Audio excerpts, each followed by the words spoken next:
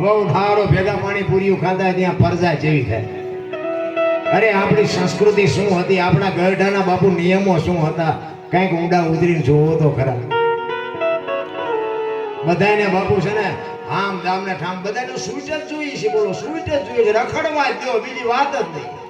રખડો ફરાવ જ્યાં ફરાવવું હોય.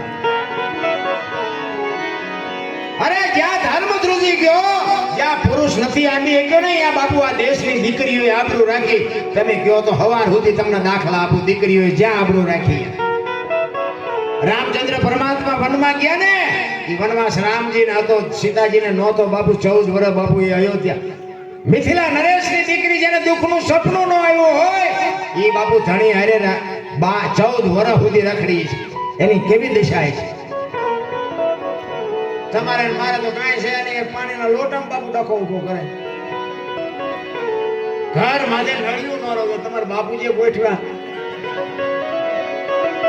આ તમારો રોજ ઘર છે, નળિયા ને રહેવા દો, બીજો કોઈ ગામનો કોઈ નહીં આવી ઢાકે.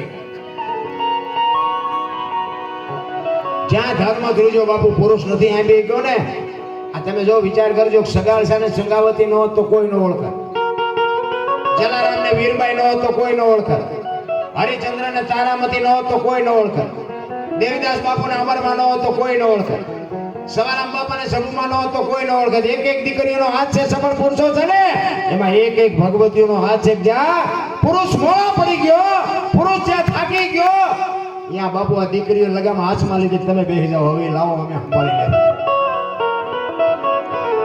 ઘરનું માણસ તો બાપુ સારું હોય તો જ મોજ આવે, બાકી તો બાપુ ઘણી જગ્યાએ જોઈ તો આપણે એમ કરે આ પીપળો પૂજ્યો હોય છે, ખીજડો પૂજ્યો હોય છે.